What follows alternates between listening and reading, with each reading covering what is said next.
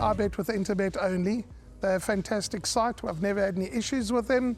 They are very professional. There's never a problem. You deposit money, 2 seconds later it's in your account. You withdraw, which I do very occasionally, and I believe it's also 2 seconds it's in your account.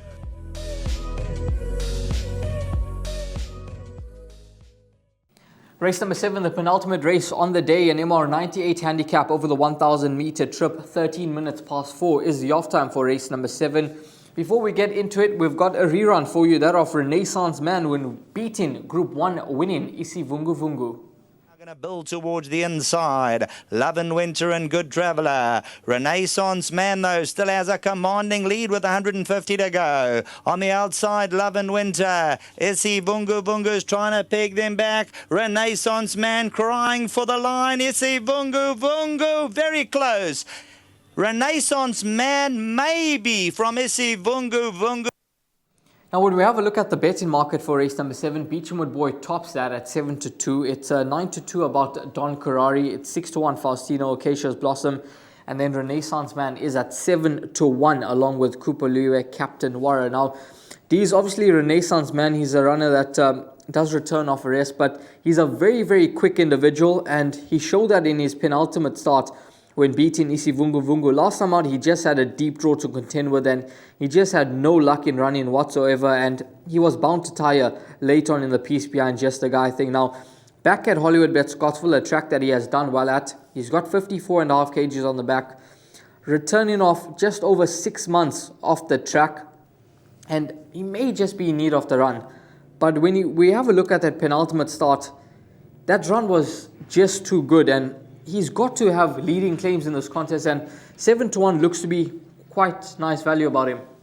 Yeah, I've played it cautiously prior to this, if you listen into the previews of the other races, and this is where I've made my play. And I think we've singled out, or the guys have singled out the right horse for the rerun and the right race, because Isi Vungu Vungu, beside how talented he is as a sprinter, he was the Equus champion sprinter of last season, winning the Mercury Sprint, and he won that exceptionally well. This horse, Renaissance Man, his asset is how quick he is out the gates, and he just seems to break their hearts over the first 400 meters, cruises, and then he finds again over the final 400 meters. He's just a natural speedster when his mind's on racing, and I think this could be it, because the one thing is that Michael gave him this long break on the 24th of May. I don't know if it's anything untowards or any issues, etc. But a horse like this will love racing fresh. You can see that they now are bringing back racing fresh, and the computer form that I'm using, rest plus 1, 3 starts for a win in a second. So that's encouraging for me. And he is at home at Hollywoodbets Scottsville. He's a quick horse. And if he comes back 80-90% ready against this type of field, he will be the horse to chase down.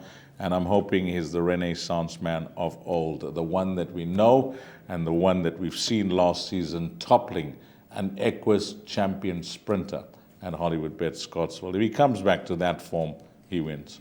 Yeah, I think it's that he's 7-1 in the market. Both these and myself like the look of number 5, Renaissance Man.